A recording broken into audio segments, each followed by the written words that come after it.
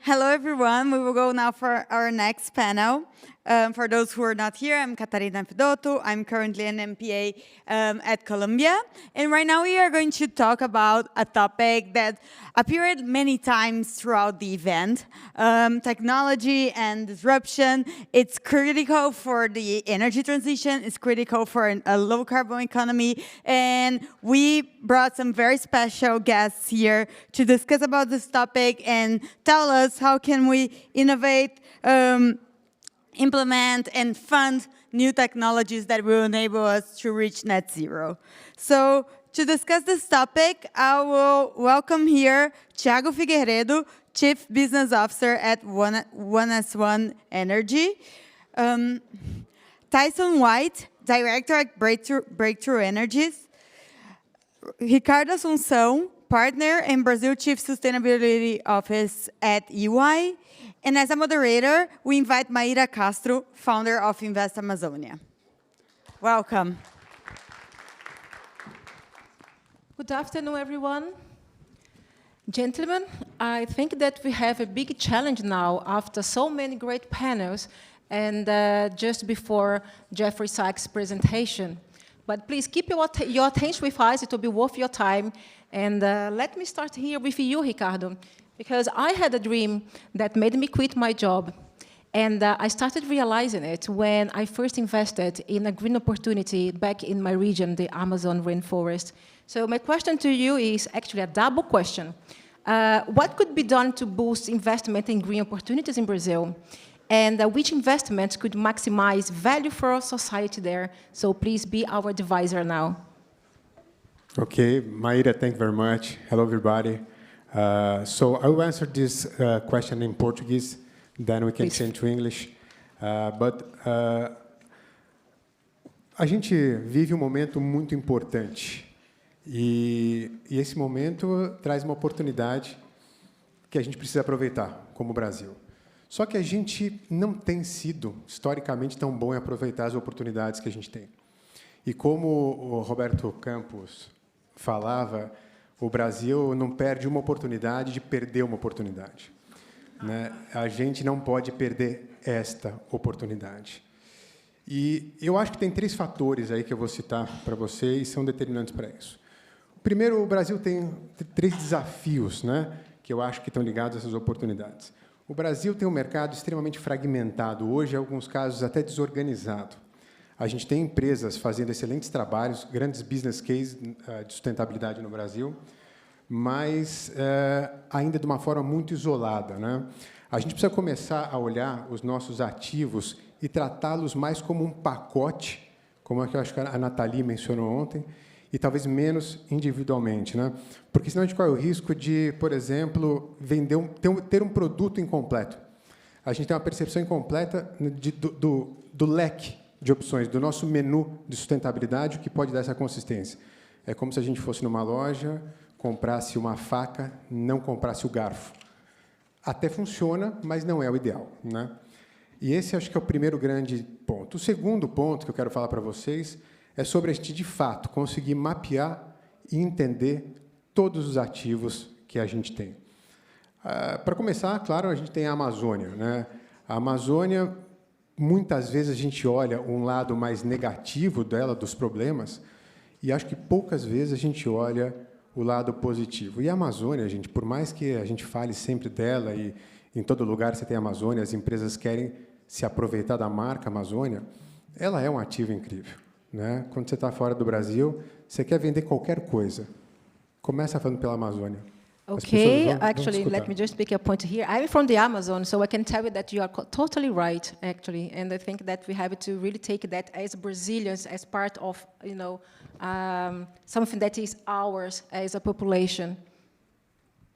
Yeah, I totally agree with you. Bom, essa eu vou responder em português, depois a próxima em inglês, para ser equilibrado com quem está vendo a gente também pela internet. Mas, se a gente pensar na Amazônia, ela talvez seja a maior empresa do mundo, né? Ela vale 10 vezes o PIB mundial. E quanto a gente aproveita disso, né? Quanto a gente consegue colocar preço nos nossos produtos da Amazônia? Muito difícil saber, né? E é importante a gente lembrar também, Maíra, que uma árvore na Amazônia tem mais biodiversidade do que qualquer floresta do continente europeu, as florestas que sobraram lá, né? Inclusive, o ano passado, nós produzimos um filme, um documentário da Amazônia, junto com o Carlos Nobre, que eu acho que não está aqui, mas estava de manhã, para mostrar as soluções possíveis da Amazônia, perspectivas de diferentes stakeholders em cima das soluções que a gente pode dar para a Amazônia. E é muito interessante ver que existem muitas soluções, né? Uma outra coisa relacionada aos nossos ativos é que produzir no Brasil é verde. Produzir no Brasil é mais verde, por conta da nossa matriz. 85%, 87%, vinda de fontes renováveis. Tem um exemplo importante, produzir aço. Né? Produzir aço, comparado à média do mundo, se você produz no Brasil, emite 40% menos.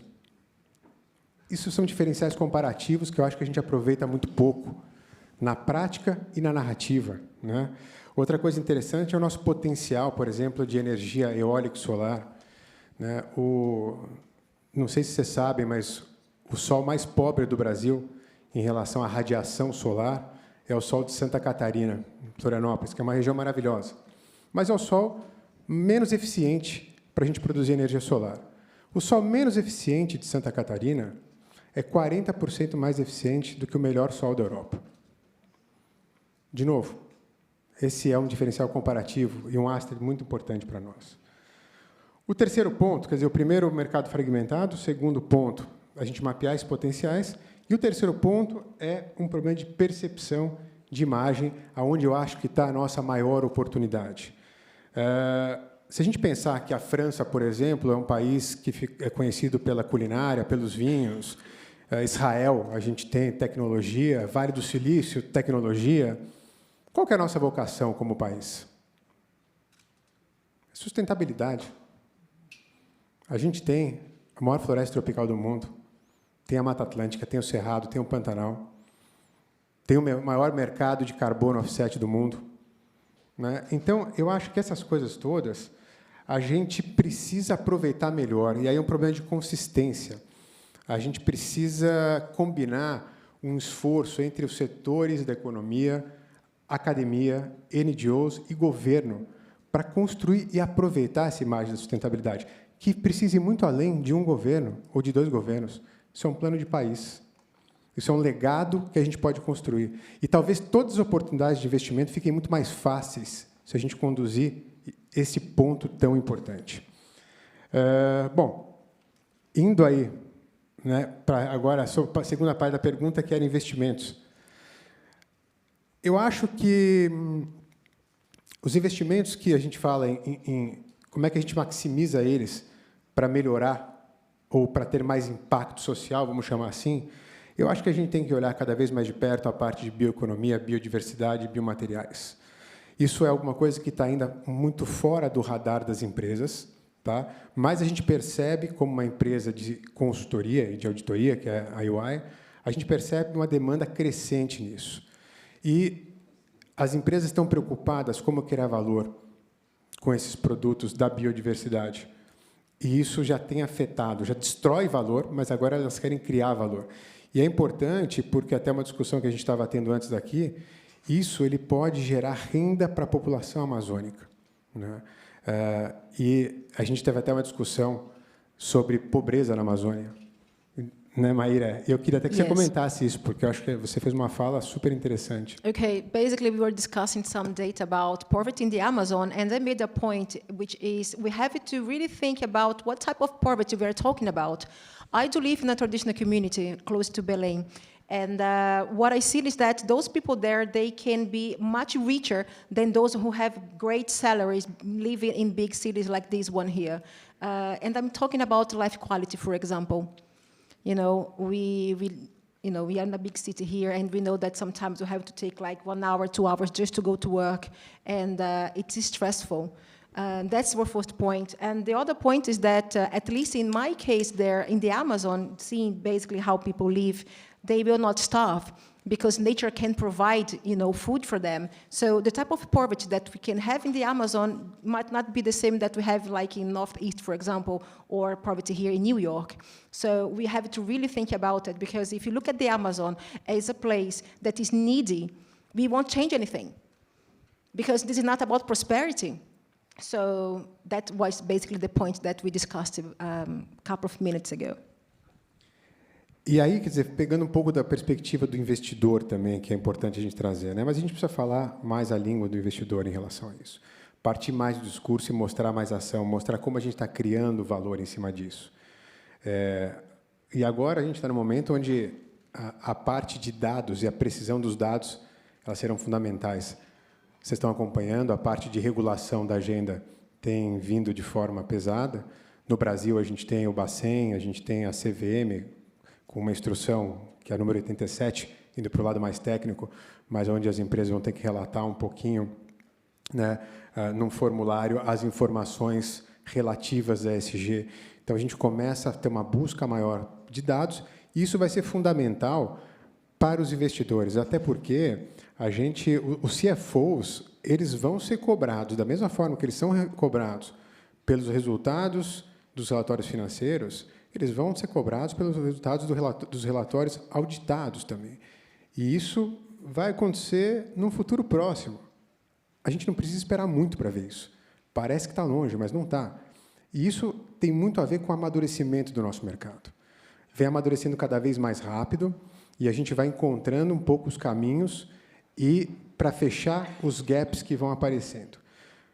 Ainda na parte de investimento, eu acho que a gente precisa sair do ponto de vista talvez do investidor e olhar um pouco como a gente pode criar, só voltando um pouco. Hoje, o nosso maior calcanhar de Aquiles é desmatamento. E por que se desmata no Brasil? Porque, financeiramente, é melhor se desmatar do que manter de pé. Vocês concordam que, se fosse financeiramente melhor manter a floresta de pé, ninguém desmataria? Então, acho que tem um esforço muito grande que a gente precisa fazer para criar os instrumentos financeiros necessários para que seja viável manter a floresta de pé, né? Tem muito sendo feito, mas a gente ainda precisa fazer mais. Para fechar só essa primeira parte, eu queria falar um pouco também de alguns setores que são mais complexos, como o setor de mineração, e ontem a gente escutou bastante falar aqui, né? Mas, cada vez mais, na UI, a gente tem escutado de executivos de empresas de mineração e metais, e através dos nossos estudos também, mas interessante porque, anualmente, a gente solta um relatório que chama Review of Risks and Opportunities in the Global Mining and Metal Sector. E, no relatório do último ano, mostra que a parte de meio ambiente e social já é a número 1, e vem seguida de descarbonização e licença de operação. Quer dizer, mudanças climáticas está na pauta, e eles têm buscado cada vez mais criar valor com produtos que jogam a favor da sustentabilidade, né? Acho que eu sou otimista também, vejo o copo meio cheio, mas a gente precisa tomar cuidado, porque cada dia que passa é um dia a menos que a gente tem para fazer. O Brasil tem uma vantagem comparativa enorme, mas não vai durar para sempre. It's about the storytelling that we want to share with the world, as Brazilians and as country. I think that's a very interesting point. Tyson, I do have $1 million question to you. Actually, it's a double question as well. What does Brazil need in order to attract external investors and boost its climate opportunities? And the second is, what are the main challenges you face when making a new investment? So, thank you for having me. It's incredible to be a part of this panel and at this institution as well. Is it not on? Hello? Yes. Just not speaking into it right.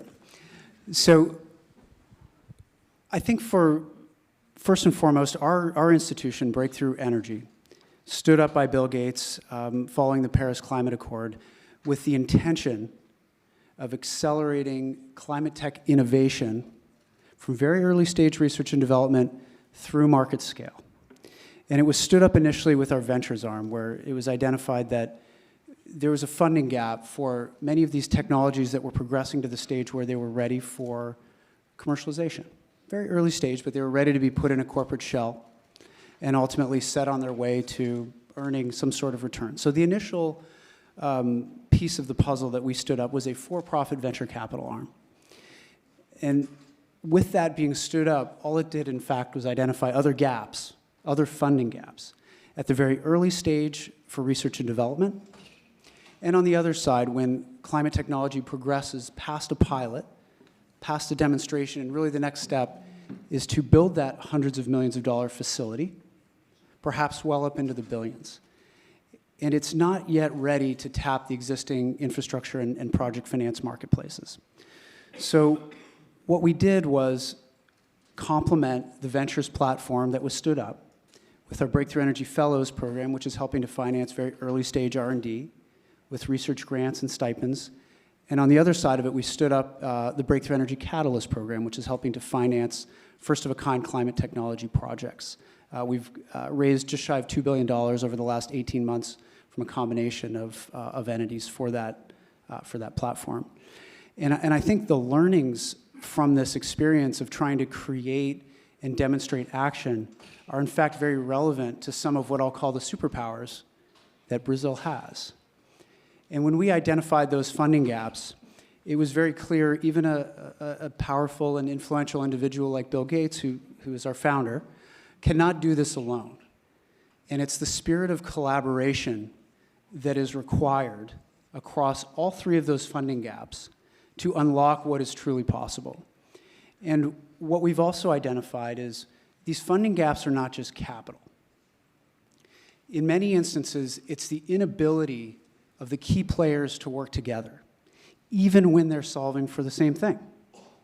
So from our perspective, the Catalyst program has partners across government institutions, philanthropic institutions, corporations, and individuals. And if you separate this and say, I'm going to build a project, and I'd like to find a philanthropist to offer a grant so a corporation can go make money and profit from this, it becomes challenging, even though both sides would agree that this first-of-a-kind climate technology project must be built.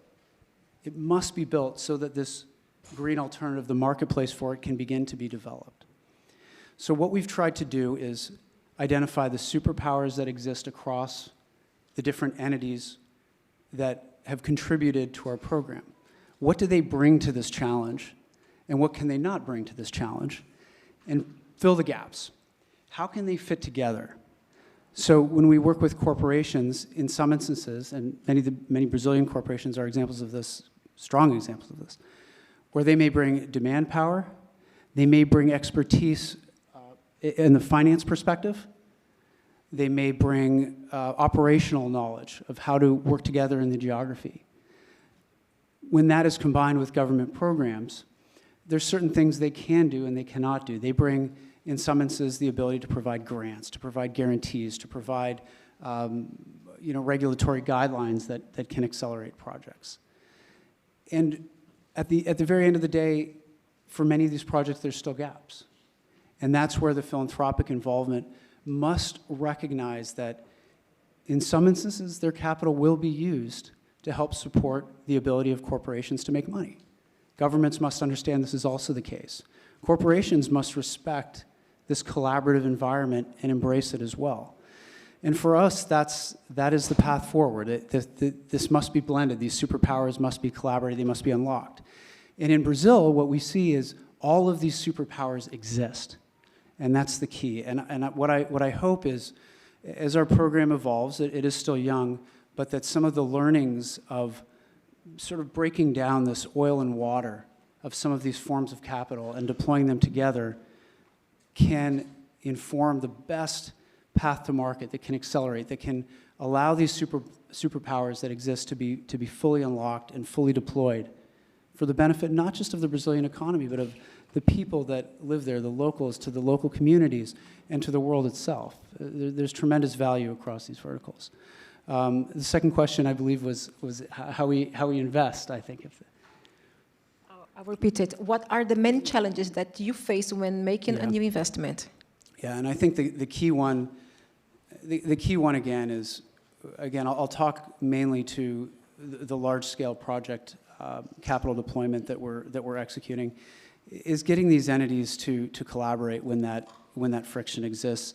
The second challenge that I would highlight is identifying opportunities for those capital, for that capital. So for us, the Catalyst program currently is stood up with an RFP. It is open currently in the United States, the European Union, and the UK. And it will open and become global in the second half of this year.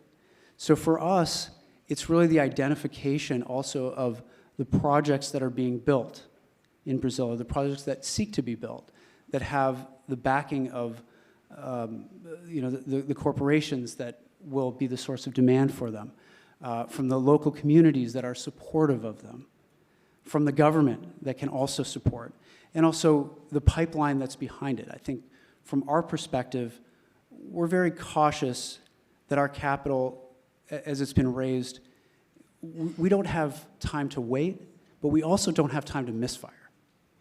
So if we take that $2 billion that we've raised and we miss, that's almost as bad as not raising it, not trying. So we must work with the local communities, the regulators, the political authorities, the corporations that know these regions best, and first and foremost understand what they are solving for. How can we help them fill the gaps? How can we help them overcome the challenges that they're facing with the tools that we have available at our arsenal? But it does start with working with them to help identify the projects that need financing, the companies that are ready to be put into a seed vehicle financed through the ventures arm that we have in-house, and that very early stage research that's exciting, that if you just offered it a grant and supported it with mentorship, it will continue, it will progress, it will evolve, and it can be set on its way to becoming a company perhaps, or unlocking its potential. It seems to be a very bottom-up approach, isn't it? So what, sorry? It seems to be a bottom-up approach. In a way, it's both. I think from our perspective, everything starts with innovation, and we truly are solving across those three capital deployment buckets for the acceleration of innovation. But we must respect that if we can't bolt the technologies, the platforms, what we're trying to do onto existing infrastructure, it will fail. And that's financial infrastructure, and we must respect that industries have evolved in a certain way, and what we're trying to do is integrate green alternatives. So for the Catalyst program, when we try to simplify, the North Star is green premium reduction. If we believe that if we can drive down the cost of these green alternatives, we can accelerate two things. We can accelerate the path to industrial adoption, and we can accelerate the path to bankability. But the only way to do that is build these first projects, and we lovingly refer to them as the first pancakes. They're not going to be perfect. They're going to be messy. They're not bankable in a traditional sense. But we must solve for the acceleration of innovation, getting it through that demonstration, through the pilot, and getting it ready for the time when it can be deployed at mass scale, but also come at it from a top-down approach, respecting the financing that will be required to ultimately get it built, respecting the demand sources that will be required to procure the offtake and allow these projects and future iterations of this project become standalone economically. We must respect the environment that it's being put into, the local community, the logistics around the transportation that surround it, the sources of green power that ultimately will power it. And our hope is that by filling the gap around that project, some of those elements will have support because that project can be structured in such a way that can become economic. But it is a challenge, and it requires, unfortunately, both. Oh, yeah, absolutely. Ricardo, I saw that you were taking note. Do you want to make any comments? Tyson spoke about innovation, and I think innovation, it's when you invest in sustainability, you reach innovation. So for me, this is the point where you create value for the company. And this is important to understand that in the sustainability agenda, it's not obvious how to create value. When we invest in this green economy, in the low carbon economy, how are we going to create value for our companies? It's a lot of money involved. It's $100 trillion. So innovation for me is the key answers. And it's possible to create value for the company at the same time that we create value for the society and in the end of the day, of course, for people. I think we should. But let me go to you, Thiago. I'd like to actually do the same, to ask you two questions. I'd like you to share a little bit of your path with green economy, because I've learned that you have worked with many things related to a green economy. So that is the point. But I do have a very specific question to you. Well, you know that in Brazil we do have cheap renewable energy that can enable competitive, green hydrogen. What do we need in Brazil beyond these natural resources to turn the country into a protagonist in green hydrogen in few years, not in 20 to 30 years? Fantastic. Well, Maya, thank you for the question. I mean, thank you for the organizers. Thanks for having me. It's really cool actually to be part of this event. It's about time Brazil takes leadership in something that could be something that we actually lead in the future, which would be the green transition, right? So, I mean, I'm going to try not to be repetitive because, I mean, green hydrogen in a way works as any other adoption at scale of different technologies. So you have to have the legal framework. You're going to have the incentives for investors to come in, et cetera, et cetera, et cetera. But I think, in the specific case of green hydrogen, we're going to have, as a country, and I mean public and private sector, to take early stage risk and start working with the technology providers, companies such as mine, from the early days. And I'll explain why this is the case.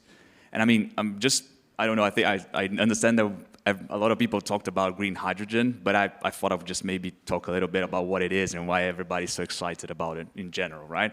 So I mean, hydrogen is a very abundant, okay. Hydrogen is a very abundant element. Now is it better?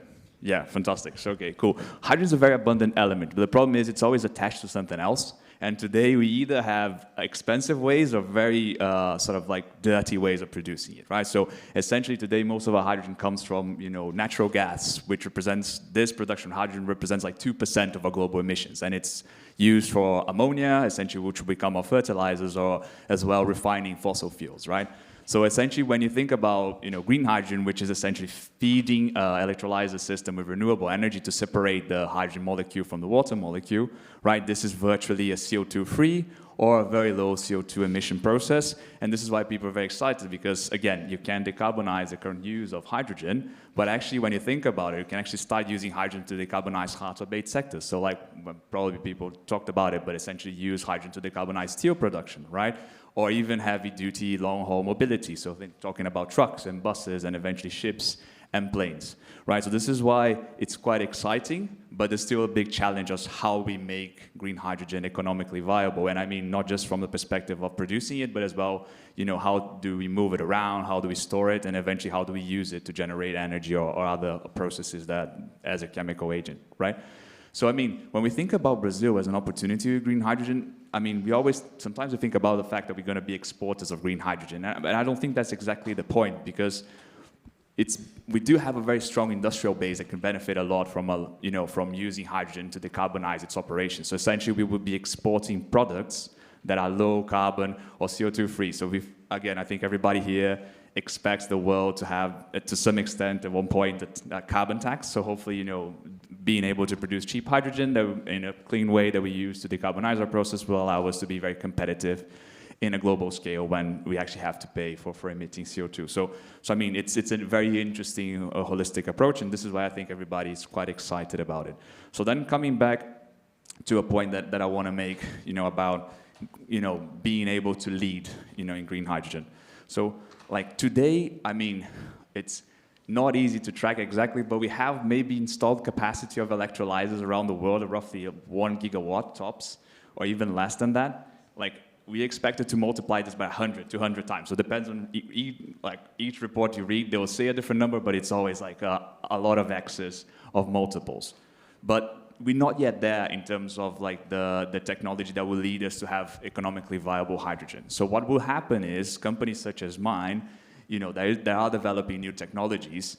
They would take some time to develop these technologies, and at the same time, they will have to develop manufacturing capacity. So what will happen is we will favor partners that have been working with us throughout, I mean, Tyson touched upon that as well, throughout piloting and feasibility stages, et cetera, before we're actually able to scale that up, right? So this is why I mentioned that we have to go in very early as a country, but I mean, the public and the private sector creating the incentives and actually taking the risk to some extent of partnering with technology providers. And I'm not just talking about electrolyzers. I'm talking about, storing, and I'm talking about moving it around, and I'm talking as well about using hydrogen as a whole. So in a way, we become one of these critical, very reliable partners as a country in general, but I mean, it will essentially be the public and private sector together that would allow, companies such as mine to favor Brazil as a first place for deployment. Because otherwise, what's going to happen is we're going to be laggards. We're either going to end up with a not so good technology or even no technology, right? Because the demand is going to explode and the supply is not going to be there for a couple of years. So we need to go in early, but that requires, risk-taking. So essentially, that's the point that I thought about making. And I think the first question was about my trajectory in the green. Yeah, because you worked with, what did you say you worked before? With forestry something? Forestry, yeah. I mean, I joined as a co-founder at 1S1, focusing on hydrogen, like my first company that I founded 10 years ago now. It's a forestry fund, essentially. But when we founded it, I mean, it was like early days of sustainable impact investing, and people were talking about it. But I mean, we are 3 co-founders. We just thought this was the right way of doing it, right? It's still very traditional eucalyptus forestry, but we are a B Corp certified company. We are not a huge project. We managed to get FSC certification. It's called Iniciativa Agronegócios, and I think from our perspective was always do the right thing, right? And it was very interesting because we've proven. So it's in Mato Grosso do Sul in Brazil, and and obviously potentially because of climate change, we can't really pinpoint, but it's been very dry, and there were a lot of issues.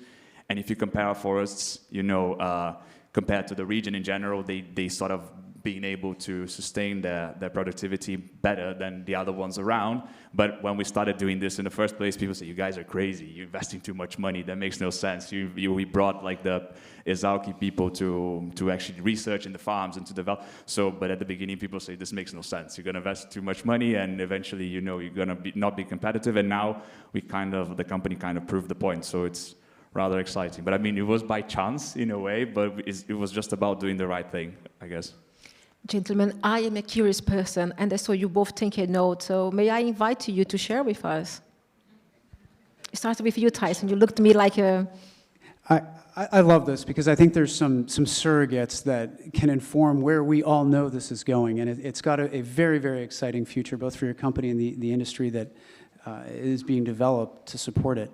When we designed the Breakthrough Energy Catalyst Program, again, financing projects, what we did, we looked back to what is the surrogate? What is the back test that we could draw? And we did a lot of work around PV solar and said, what happens when a fairly sizable amount of capital, I think we estimate somewhere between 3 to 5 billion, what if that were pressed into the early stages of development? What would that do to the cost curve of PV solar and the trajectory and the path that it was on? And our conclusion, obviously, was what created the program, was that if you inject capital, support, all these important elements into these very early projects, you can accelerate the path down the cost curve. In the instance of PV solar, we would suggest it's decades. But what the advantages that also creates for the economies, the countries, and the companies that are leading and have the wherewithal to stand up and say, we will support these early projects, whether it's a blended capital vehicle solution similar to what we've created or other.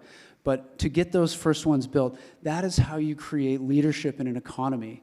And especially as the decarbonization wave is happening, those countries that look back and those economies that look back and say, we supported the seeds of this industry, are going to be the ones that have that head start, that have that advantage. And the seeds are in place. The innovation is there. The supporting mechanisms from the country is there. The demand elements are there. All of the ingredients are there. And I would even, pivot also to the EV marketplace and lithium. When Tesla and others were creating the first cars, there wasn't the shortage of lithium that we have now. Imagine the demand for electrolyzers 5, 10, 15 years out. Unless you're a first mover, I mean, you tell me how long the lead time is going to be for your customers that aren't established, aren't embedded in the geographies that are supporting what you're rolling out. I think it's imperative that these economies, the industry leaders, the financiers recognize the importance of being a first mover. And it's not easy, it's hard. Some of these projects that we will finance will struggle initially. We hope we can support them. But think of where it's going. And I actually think the risk of inaction and the negative effects that come with that inaction for an economy left behind, for an industry left behind, for a workforce left behind, far outweigh the risk of, the perceived risk, in my opinion, of investing and supporting the early stages in the development as these technologies pivot from pilot through demo and then are deployed at scale. I think it's essential to have the mechanisms to support being a first mover. Do you want to make any comment on it? Yes. First, we have most of our clients sometimes ask us, so hydrogen is the fuel of the future or is the fuel of the present?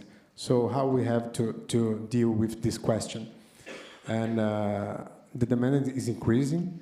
A lot of businesses want to know how hydrogen will impact their plants or their operations, and how long will it take to scale up the solutions.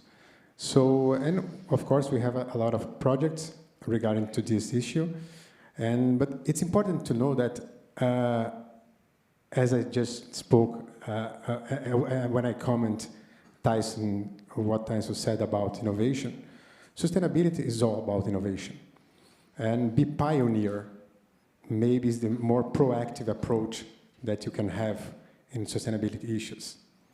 I was speaking about regulations in my first answer. So, of course, we have to think about regulations, the mandatory agenda, but we need to think what comes next, how we can integrate sustainability in our strategy, how we can create value with that, how we can be pioneer. And I think hydrogen has an important role at this point. So maybe when can we expect, for example, hydrogen to be in the streets, maybe in mobility, fuel cell in our cars, not in a city with just one fuel station, but with a complete grid of fuel stations for hydrogen?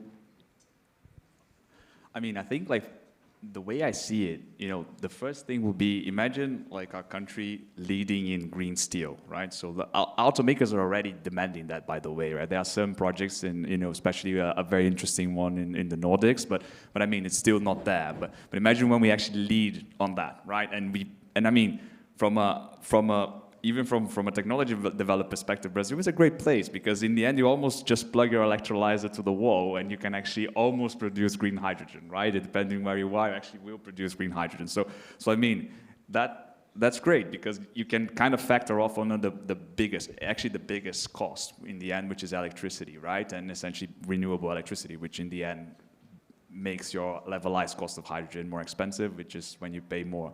But, so I mean, I think like the low-hanging fruits, like imagine when we actually are able to produce our fertilizers in Brazil, right? So we don't need to import, and we don't need to be subjected to global geopolitical situations, etc. So we can produce our ammonia, over there without having to import natural gas to be able to do that. And that's fantastic. So I see these are potentially the first steps when it comes to mobility. Obviously, we're going to talk about, I do believe that it's more likely to have fuel cell electric trucks because obviously you're going to have to move around, large distances and the weight matters. So that should be the case. And so hopefully you have huge, projects from companies like Cellcentric, which is a JV of Daimler and Volvo. You have Tyson here in the US that's proposing to replace, I don't know, I think it's almost like 20% of the new trucks in the market. So that's huge. These are huge numbers, right? So that should be potentially the first steps that we would see on the mobility segment. But actually hydrogen or some derivative of hydrogen, am I going too technical here? Maybe, but I don't know. Just let me know or just shout stop. But potentially we won't use hydrogen, to move ships around, but we might use ammonia. Or we might use a synfuel, which is essentially capturing CO2 and using green hydrogen, combining the two to create like what we like a fossil fuel, but it will be net zero in the end because you capture the CO2. So that's kind of likely. So that different maths, as I said at the beginning, you read different reports. Each one will say one thing, but in general, the basis of it is all green hydrogen and a way of using it to actually create the fuels for our mobility. So that would definitely play a role in shipping or eventually even in sort of long distance planes, etc. If the topic was value creation, I think I can point to your remarks and say there are probably about 10 or more different parts of the economy, communities, industries that benefit from value creation of that product being developed and deployed at scale. So I think that's immense. And if we look at the Breakthrough Energy Ventures portfolio, it's an exciting time because you can see value being created through innovation. And this is for the financiers, certainly, that seek to earn a profit. It's for the industries that are looking for technology solutions that are not yet at market scale to help them decarbonize. We get inbound questions from utilities, from steel companies, from all over the place, saying, what in the next 5 to 10 years might solve for this solution, this gap that I have? And I think that's one of the key elements that I think is being, when we talk of value creation, it's for the community.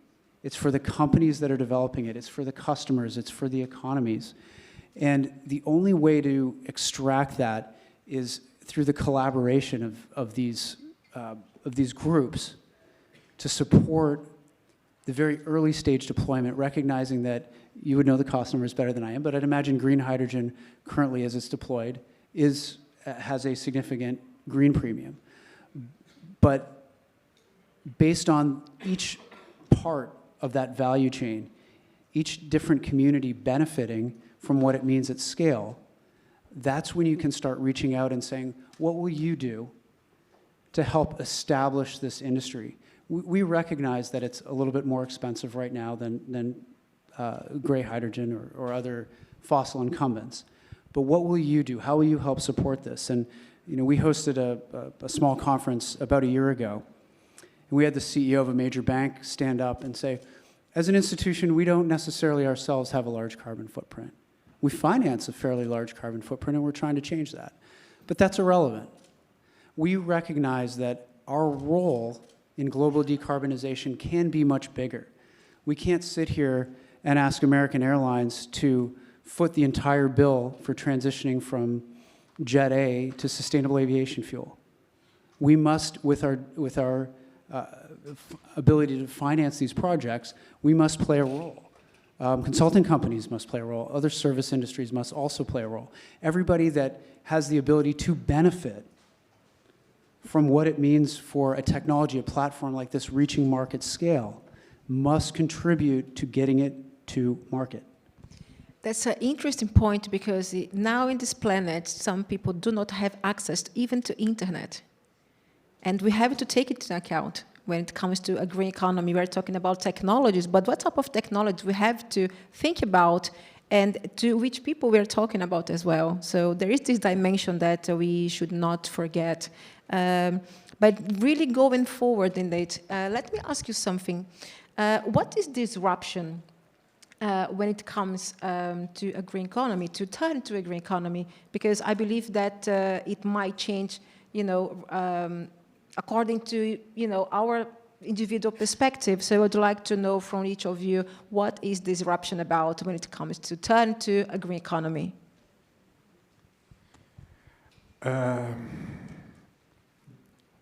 Yeah, I think the answer is innovation. And innovation starts inside the university, like this one here. And education is what we need to develop all the solutions and all the disruptions that we need in the next decade. And guys, we have just a decade to solve most of our problems that we don't have already all the answers. So I'm going to give an example from here in Columbia University. In May, I was here visiting the School of Engineering and Applied Science with Professor Kartik.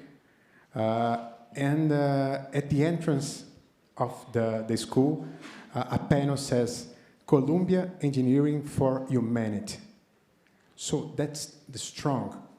They are trying to develop solutions for our problems, for the humanity problems. And I had the opportunity to talk with a group of students, and they were developing integrated projects with water, energy, waste, and food. That is where the disruption comes from. So they are trying to understand how to solve not only the city's problems, but the problem that we are going to face. How we are going to understand the next water crisis that we are going to face. Energy crisis. We're having one right now in Europe. Food.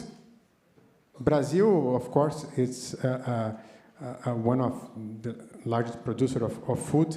Probably we are going to be one of the 3 bigger producers or exports of commodities in the agribusiness. But waste is another problem. How we're going to manage all of that? So for me, this is what is essential. And to change all this reality, it's necessary to change the mindset that we have. So the society must make the right decisions right now. And it's necessary do what we are doing here, discussing, sharing knowledge. These 2 days was amazing, inspiring, what we learned here. So in the end, we have to share what we learned here with the society and with the planet. We are just a few people here, but we have to share this knowledge with all the planet. People have to think, what can I do? How can I help the planet? What is my part in the solution? So for me, the key answer is education. Education and education. I think disruption means something different to everyone. It depends how they are impacted by what is happening to the things, the values, the economics, whatever it is that they hold most dear, whether it's a corporation, an individual, a community, whatever it may be. It would be impossible to not agree with the thread on innovation, as that is very much in the DNA of our organization. But I think it's also something that happens to an institution, to an individual when they fail to act. And again, it means something different to everyone else. It can be, whether it's climate or whether it's simply a business case where someone has outcompeted you or built a better concept. But I think for many, again, I would go back and agree with the concept of innovation. If you want to change and you want to lead, what are you doing to understand where things are going? In what direction are we heading that's relevant to your community, you as an individual, the institution that you represent, and who are the collaborators, who are the players, who are the developers of what it is that will be important to your institution? For us, again, this comes back to the concept I mentioned earlier of identifying those superpowers, of those that are developing the technology, those that are using the technology, those that can help finance the technology, and bringing it all together, identifying the synergies that they exist, making sure that each party is aware of each other. And when that happens, that we hope can turn this disruption, make it intentional. I mean, ultimately, that's what we're trying to do is we don't have the time to wait for market-based solutions to allow hydrogen to get to scale to outcompete fossil incumbents.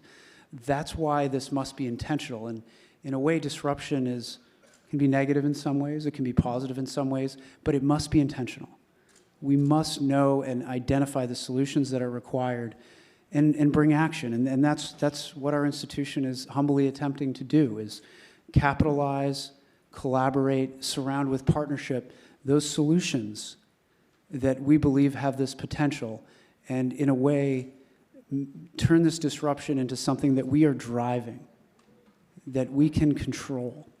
And again, the only way that the only way, but one of the key ways to do this, we believe, is by harnessing the power of innovation. I mean, if I can add something to all my two colleagues just said, I think it's about hard work, commitment, and no cutting corners, right? There's not going to be an easy solution. There's no magic solution, right? But there are solutions, and that's the beauty of it, right? But they require time, they require funding, and they require talent, and obviously it comes from education, it comes from investors putting the money in, the governments as well, and understanding that these things are just not going to pop, and just happen, right? So I think in the end, for us to disrupt, and I'm not just talking about hydrogen, I mean, it's just one of the tools that we're going to have, right? We need pretty much everything to be able to decarbonize our economy. So in the end, it's going to be about committing, and it's going to be about understanding that it takes time, but not trying to cut corners or invent new green labels that are not true, or essentially scaling up existing technology just to claim that you can sell something now, but that it's never going to be economically viable, right? So it's about understanding that this would take commitment, but it's an investment that will pay off. And I mean, and I'm honestly not just talking about financially, because I'm sure financially it will, but I'm talking about the downside of not doing it, because I mean, everybody here heard it all these 2 days, so don't need to stress about it, but we actually do need to do something. So I think just in summary, there's no cutting corners, right? We have to put our minds to it, and we have to set the goals, and we have to make sure by 2030 we actually implement all the things that we've been saying for a long time, but essentially we know that by 2030, if we don't do it, we're in a pretty bad shape. But it's an opportunity on the other hand as well, right? Well, I think that we have in the audience a big group of game changers. And I would like to ask you all, what piece of advice you could give to all of us here to move toward individually, to a green economy? I guess it's interesting. I think there's sort of a story internally at Breakthrough Energy that has been communicated externally. So I find it interesting. But when Bill became heavily interested and ultimately invested in the climate initiative and the work that he's done, there's the story where Rody Gadero, who leads the Breakthrough Energy enterprise, and Bill had a conversation. And Bill said, I have to do something. I have to do something. What should I do? And started coming up with some ideas. And as we know, the Breakthrough Energy Ventures platform was the first one that we stood up. And it was done shortly after the heels of sort of, back when I was a banker, there were some green energy companies that we were trying to take public and bank. Some of them did okay, but it was a challenging time to launch. It didn't have the support that many of these companies do today. And the conversation went something like this. We have to do something. I'd like to stand this venture arm up. And Rody's response was, well, what if it fails? What if it doesn't earn a return? What if it doesn't work? And Bill's response was something to the effect of, why do you think I care about that? This is too important. And that's embedded in the DNA of our organization, is we recognize that the projects that we're seeking to finance, the companies that we're seeking to finance, the research that we're seeking to finance, it will not all work. That is okay. That is okay. But the elements that we support that do work will change the world. And if that doesn't inspire you, and if that does not drive action, if that doesn't stir your inner being, then don't join Breakthrough Energy. But it is so paramount to what we're doing that it is about action. It is about those individuals that truly do stand up and don't just say, I'm going to build this program or make this commitment.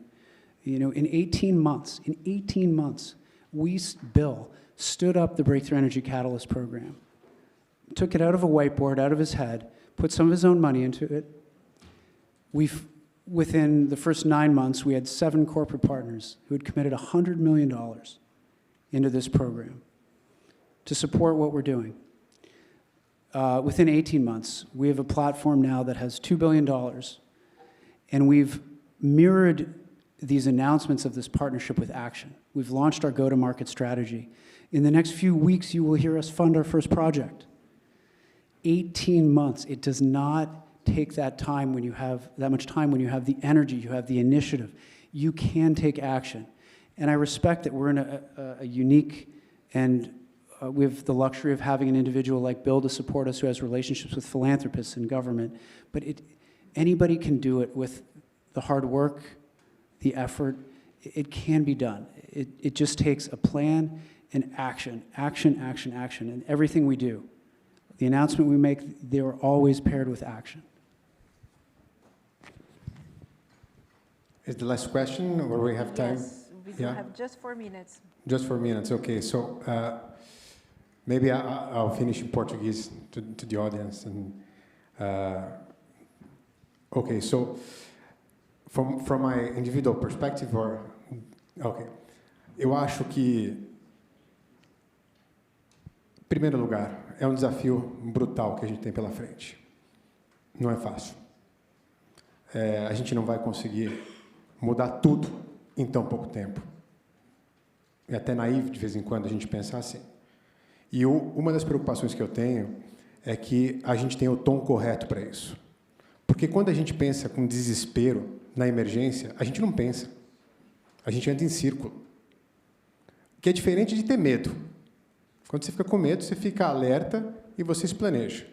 Muitas vezes eu vejo o mundo em desespero. E nesse desespero, o mundo promete coisas que não vai cumprir. E quem vai pagar esse preço não somos nós. São nossos filhos e são nossos netos.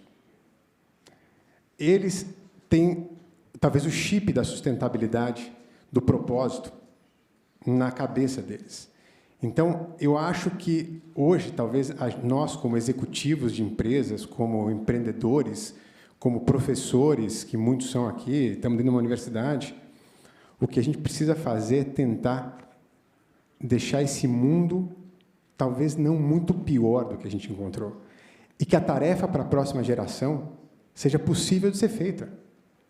Porque as nossas ações hoje vão determinar as possibilidades do amanhã. E, no final das contas, é um problema que atinge no coração as pessoas. Se não houvesse pessoas, não tinha problema no planeta. Mas afeta o coração do mundo. Se a gente perder a janela do Acordo de Paris, a gente estourar muito o aumento da temperatura na Terra, a gente perde a capacidade de produção de alimentos na zona equatorial do mundo. A gente vai ter uma migração, principalmente para o sul, de milhões de pessoas. Então, eu acho que tem um questionamento que é: qual é o nosso propósito como pessoa e como esse propósito pode contribuir para as nossas ações como profissionais. Responsabilidade é grande. Bom, vou fazer em português também. Tem aqui o relógio.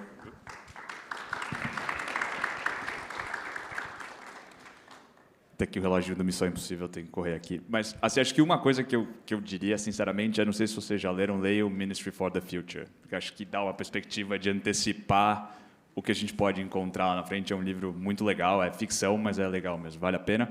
E, assim, acho que, no limite, para mim é uma coisa seguinte: é muito fácil a gente olhar o tamanho do desafio e falar, meu Deus do céu, virar para o outro lado e falar, opa, mas para mim não está acontecendo tanta coisa, vou seguir tocando a minha vida.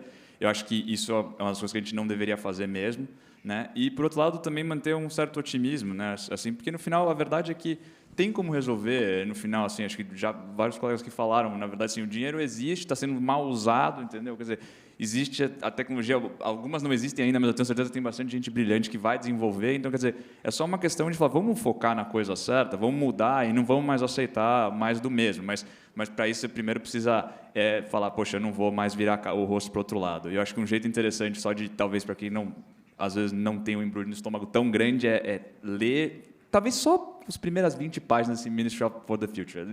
Você vai entender o que eu estou falando, porque vai tomar um susto e vai falar, ok, acho que a gente precisa se mexer. Mas eu diria uma coisa assim. Vou pegar os 5 segundos para dizer uma coisa. Obrigada a todos os organizadores por trás. São meses, talvez até ano, né, de trabalho intenso para que nós estejamos aqui esses 2 dias. E eu espero que a gente possa sair daqui, na verdade, como polinizadores, né, como aquelas abelhas que vão de um lado a outro fazendo essa polinização. É isso que salva o mundo que nós estamos, e nós temos também esse papel, enquanto seres humanos, de fazer o mesmo. Então, muito obrigada, né, pelo convite, e vamos dar continuidade ao nosso próximo palestrante. Obrigada.